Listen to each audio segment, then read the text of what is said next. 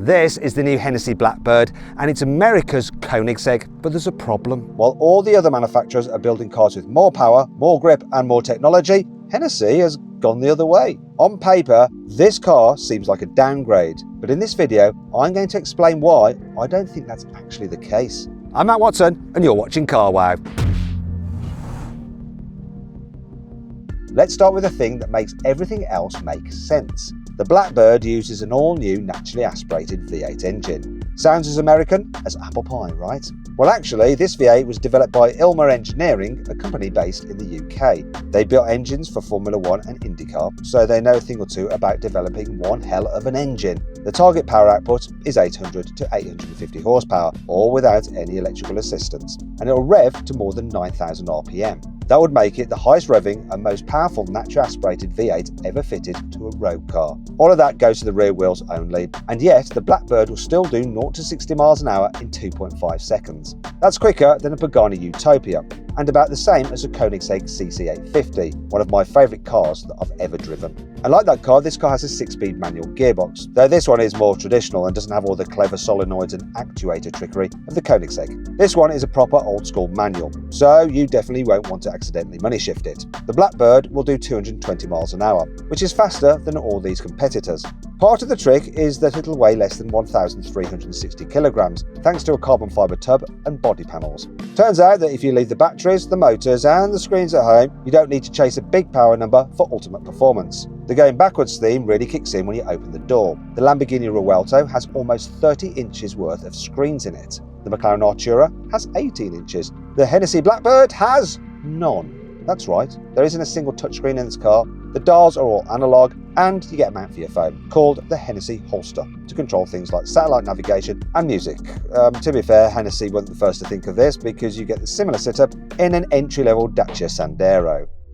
Hennessy has really lent into this old-school theme. They've even gone as far to give you an old-fashioned key instead of a push-button starter, just to really drive home the back-to-basics nature. But to be honest, I love that. I'm so glad they didn't go down the Porsche route of replacing the key with a toggle that is in the position of the key, or worse still, a physical key that goes into the ignition before pressing a start button. Kudos to you, Hennessy.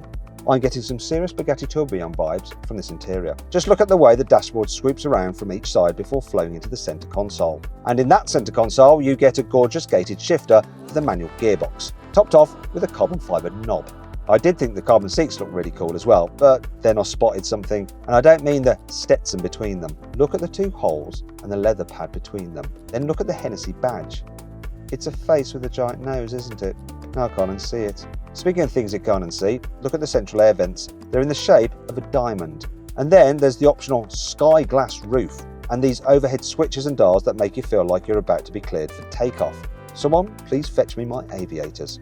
The outside is just as dramatic. Just have a look at the sculpted doors and the way they pinch in tightly at the sides. Also admire how long and low this thing sits. Then there's the rear stabilisers. No, not like the ones I had on my rally budgie. These stick up from the rear of the car at 71 miles an hour and sit at a 71-degree angle, which does mean that if you drove this car in the UK, you'd be telling everyone exactly when you're speeding.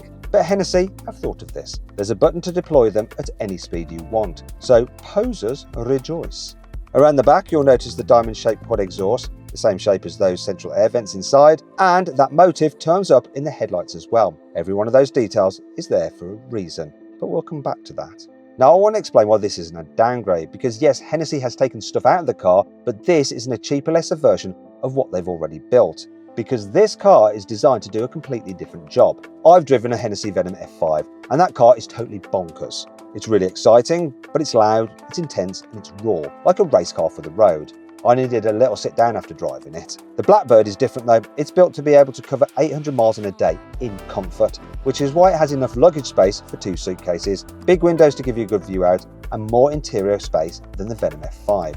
It also has 4 cup holders between 2 seats, and you just know they'll be big enough for one of those big gulp sodas you get in the States. It's got inboard adaptive suspension as well to make sure you feel connected to the road while also being comfortable on those long drives. So where the Venom F5 is designed for thrills when you're right on the limit, the Blackbird is tuned to be more enjoyable on the road. And that's exactly why I called it America's Koenigsegg at the start of this video. Hennessy built its reputation taking cars that already existed and making them more extreme. The Venom F5 was its first from the ground up built car, but this Blackbird takes it a step further. All new engine, carbon fibre tub, and every single decision made around the person driving it. That's the Koenigsegg playbook, a small independent outfit building in small numbers, making some of the most desirable cars in the world. But there's just one small problem. It'll cost $2.5 million before taxes.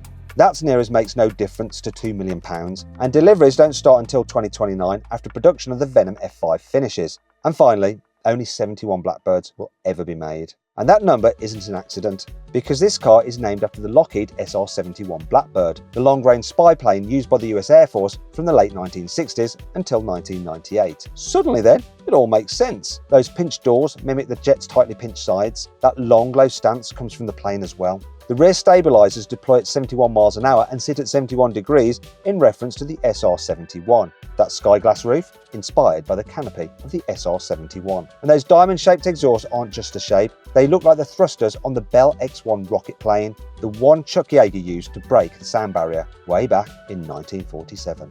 The SR-71 was a long-range jet, the Hénési Blackbird is a long-distance tourer. The only thing it can't match is the top speed. You see, the SR-71 Blackbird could do 2,200 miles an hour, whereas the Hénési does 220 miles an hour. So it just is lacking 1-0 from the end. And I'm sure if we get enough views and likes on this video, John Hennessy will let me test this car out in a drag race in the future. So make sure you do like and comment on this video and subscribe to this channel for that possible drag race and whatever else I might be drag racing soon.